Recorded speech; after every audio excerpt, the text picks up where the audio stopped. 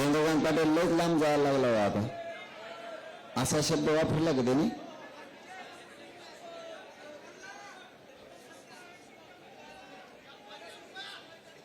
नाही, चंद्रकांत पाटलाने असा शब्द वापरला का नक्की? मला खोटे सांगू नका.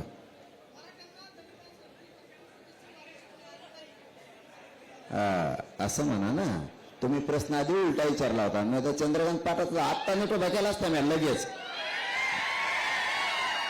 तसा प्रश्न आहे, तेच म्हणलं प्रश्नात, कारण तो काय बोलतो महभारच घेणं असत. ते तसं नाही बोलून जर अंगावर आलं त्याच आहे तर त्याला महाराष्ट्र सोडून द्या, दिल्लीत राहायची पंचायत होईल ह्या शब्दामुळे. एक राजकारणाचे शब्द बोलावे, पण कोणता शब्द बोलायचा आणि कोणचा नाही बोलायचा तो समाजाचा अस्मितेचा असतो मराठ्याचा. मला माहित होत तो शब्द तो बोलणार नाही. तो जर बोलला ना त्याचा गेमच वाजवी.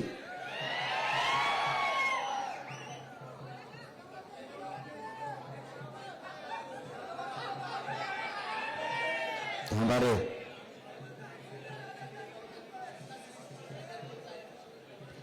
तुम्हाला काय करायचं करा, आम्हाला देणं घेणं नाही. ओबीसीत मराठा, ओबीसीतून आरक्षण पाहिजे, त्याशिवाय मी आणि मराठा मुंबई सोडित नसते. आणि याच्या पुढचं सांगतो तुम्हाला, शनिवारी रविवारी महाराष्ट्रातला मराठा घरी नसतो. तुम्ही स्वतः कॅमेऱ्यावर बघणार, हे पण ध्यानात ठेवा. म्हणा ती दिवस उगू देऊ नका.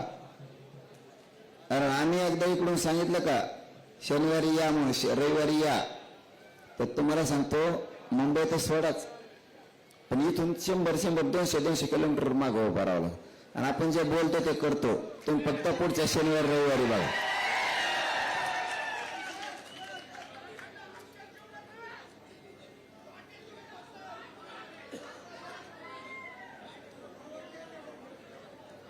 मग आता तुम्ही पत्रकारांनी विचारलं असेल ना,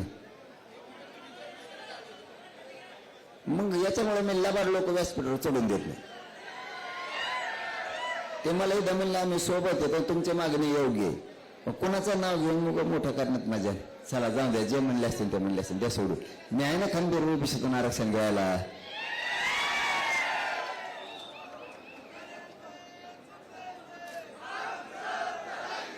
थांबा रे, कोण म्हणलं? कोण? चिचुंद्री. चिचुंद्रीचे का पाय मोजले का तुम्ही? तिला 4 पाय आहेत का किती मिळत लागत नाहीत की चिकाट पडली की. आणि चिचुंद्री लाल असते, लाल.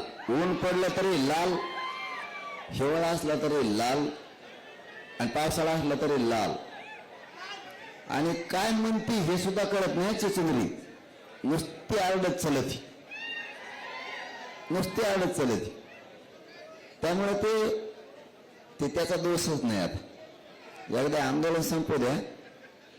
निलेश साहेबाला दादा सांगितलं तुम्ही याला आवरा, एकदा आंदोलन संपू द्या, त्याच्यात बघतोच किती दम आहे मी. थांबा तुम्ही, पण ते सध्या नको. आता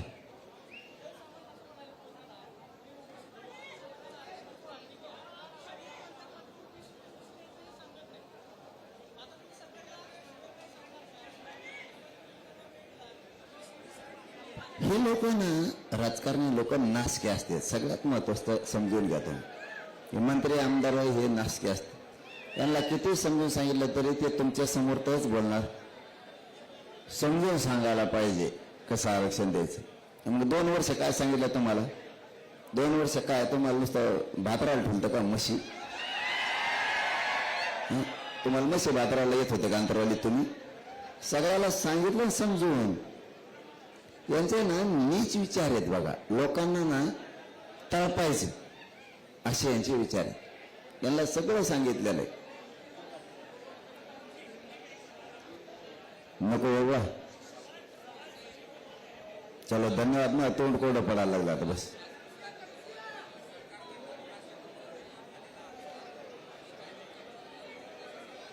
नाही काही मेसेज नाही, फिसेज नाही, काही नाही.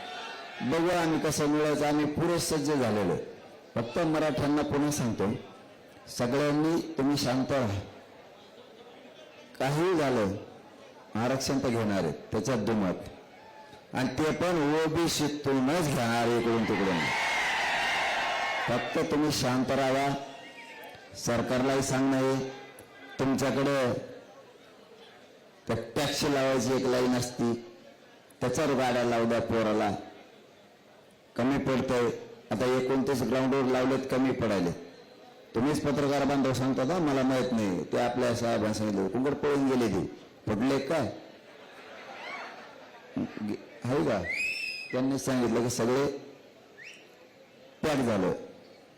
मग आता टॅक्स लावते, हे लावते, तिथं लावू द्या ना. गरीबाचे लेकरात काय फरक पडतो? आणखीन बरेचसे स्टेडियम आहेत इथं कुठेतरी, इथं जवळ कुठेतरी माहित नाही आपल्याला, इथं आसपास ते ओपन करा. आराम करते लेकरं, गाड्या लावते. ते वानखाडे स्टेडियम एक आहे, त्याच्यात गाड्या लावून वरती आराम करू शकते.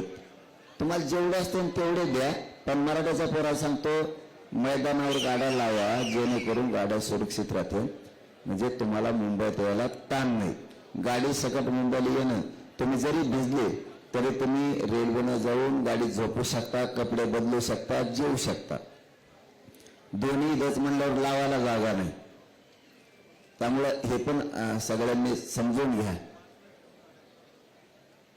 मराठा समाजाने शांत राहावं ही माझी पुन्हा विनंती आहे. आपल्या समाजाची मान खाली जाऊ नये. धन्यवाद. बस धन्यवाद. आता अरे मग तोंड कोरडं. अरे मला नाही बोल.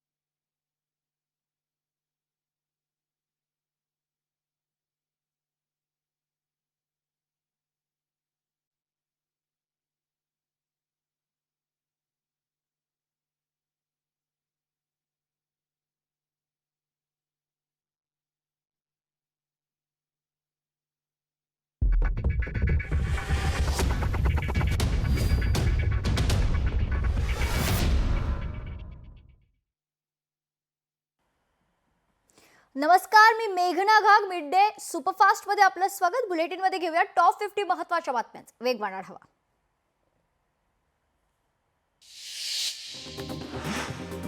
आगामी निवडणुकीत भाजपाच्या सर्वाधिक जागा निवडून येतील. यासोबतच खरं तर यासाठी प्रयत्न करा. केंद्रीय गृहमंत्री अमित शाह यांच्या प्रदेशाध्यक्ष रवींद्र चव्हाण आणि अमित साटम यांना सूचना.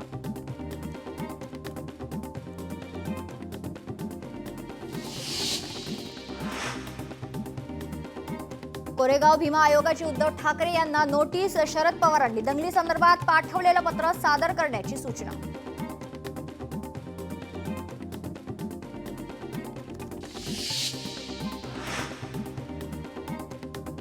उपमुख्यमंत्री एकनाथ शिंदे आज सातारा दौऱ्यावर.